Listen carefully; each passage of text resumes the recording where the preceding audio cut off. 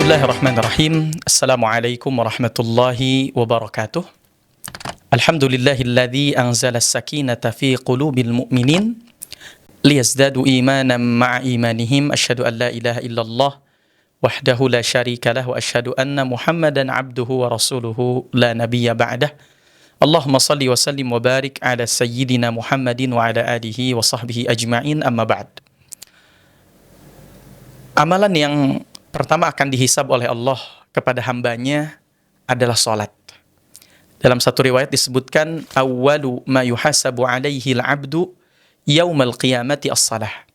Amalan pertama yang akan dihisab oleh Allah kepada hambanya adalah salatnya. Fa in saluhat, kalau salatnya baik, saluha sairu amalih, maka akan baik seluruh amalnya. Wa idza fasadat, begitupun kalau salatnya rusak, fasada sairu amalih, akan rusak seluruh amalnya. Dan salat menjadi amalan pokok dalam Islam.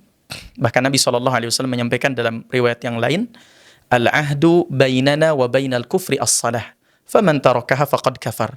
Perjanjian, perbedaan antara kami dengan orang-orang kafir adalah salatnya. Siapa yang ninggalin salat dengan sengaja, maka sungguh dia telah kafir. Teman-teman, salat menempati posisi yang paling penting dalam kehidupan kita, bahkan menjadi tiang agama. Dan salat sendiri, sebagian ulama mengatakan diambil dari kata silah. Silah artinya hubungan. Ini bermakna ketika kita memperbaiki salat, kita sedang memperbaiki hubungan kita dengan Allah. Maka dalam seluruh buku fikih dijelaskan as-salatu lughatan hiya du'a. Salat secara bahasa itu maknanya doa. Bahkan bacaan salat dari takbiratul ihram sampai kemudian kita mengucapkan salam, isinya semuanya adalah doa. Ini bermakna kita sangat-sangat butuh dengan pertolongan Allah dalam kehidupan ini. Dan ada 3 hal yang perlu kita renungkan di dalam salat. 1, apakah salat itu baru sebatas beban buat kita? Yang kedua, atau salat sudah menjadi kewajiban? Atau yang ketiga, apakah salat sudah menjadi kenikmatan buat kita?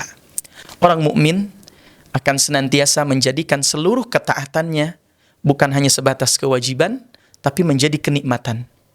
Allah sampaikan dalam surah Al-An'am ayat 125. Allah firmankan, "Faman yuridillahu an yahdiyahu yashrah sadrahu lil Islam."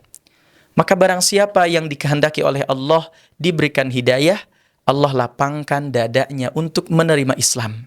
Allah lapangkan dadanya ketika dia melakukan ketaatan. Allah berikan kenikmatan buatnya tatkala dia melakukan ketaatan ibadah kepada Allah, termasuk ketika dia salat. Bagaimana kita lihat Rasulullah SAW sebagai manusia yang terbaik ketika beliau melakukan salat sunnah. Memang dianjurkan kalau salat sunnah hendaknya dikerjakan sesuai dengan kapasitas kemampuan kita. Tapi kalau salat wajib, apalagi berjamaah, apalagi kita jadi imam, dianjurkan untuk falyukhaffif, diringankan. Tapi kalau salat sunnah, silahkan kerjakan sepanjang-panjangnya. Ada satu riwayat dalam kitab Sahih Muslim. Pertama, riwayat dari Sayyidina Abdullah bin Mas'ud. Dikatakan bahwa Rasul alaihi salatu wassalam pernah satu waktu melaksanakan salat sunnah di malam hari. Kemudian Abdullah bin Mas'ud ikut bermakmum di belakang Nabi. Dan beliau sampaikan, aku sampai berpikiran yang buruk.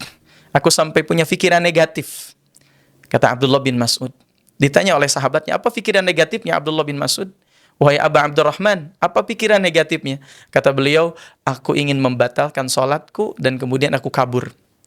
Saking panjangnya salat Nabi. Bagaimana kemudian kita lihat riwayat lain yang lebih jelas lagi, lebih tegas lagi. Seorang Sayyidina Hudzaifah ibnul Yaman itu pernah meriwayatkan, satu waktu Nabi alaihi salatu wassalam melaksanakan salat malam, Allahu Akbar. Dan di rakaat pertama, kata Hudzaifah, Nabi membaca surah Al-Baqarah. Ya, Alif Lam Mim, dzalikal kitabu la raiba fihi, hudal lil muttaqin. Sampai masuk ayat di 100 di surat Al-Baqarah.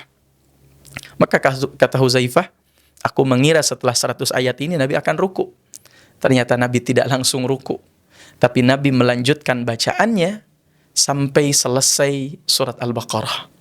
Fansurna 'alal qaumil kafirin. Selesai Al-Baqarah.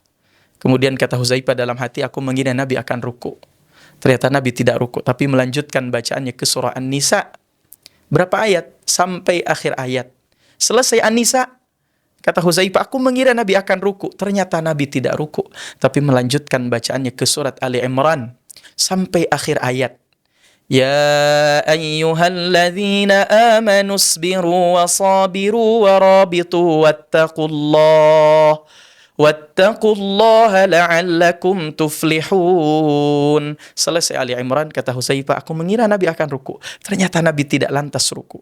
Tapi Nabi melanjutkan ke awal surah Al-Maidah. Sampai di awal-awal surah Al-Maidah, baru kemudian Nabi ruku.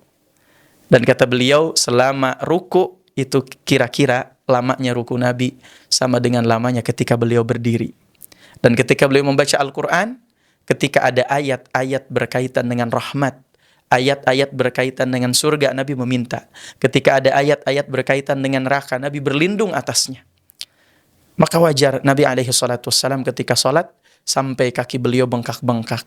Sampai ditanya oleh Ummul Mukminin Aisyah radhiyallahu anha, ya Rasulullah, aghfarta ma qaddamta wa ma akharta. Wahai Rasulullah, bukankah sudah diampuni dosamu yang telah lalu dan yang akan datang? Nabi menjawab, afala akunu abdan syakura. Tidakkah engkau senang ketika aku menjadi hamba Allah yang bersyukur? Nabi SAW salat dalam rangka bersyukur. Nabi SAW salat menjadi kenikmatan buat beliau, menjadi waktu istirahat buat beliau. Sudahkah kita menjadikan salat bukan hanya sebatas beban, bukan hanya sebatas kewajiban, tapi menjadi kenikmatan dalam kehidupan kita, sehingga ketika kita mengadu, ketika kita curhat, ketika kita minta pertolongan, minta petunjuk, kita minta petunjuk, pertolongan, curhat di dalam salat-salat kita. Hadanallahu wa iyyakum ajma'in. Barakallahu fikum. Assalamualaikum warahmatullahi wabarakatuh.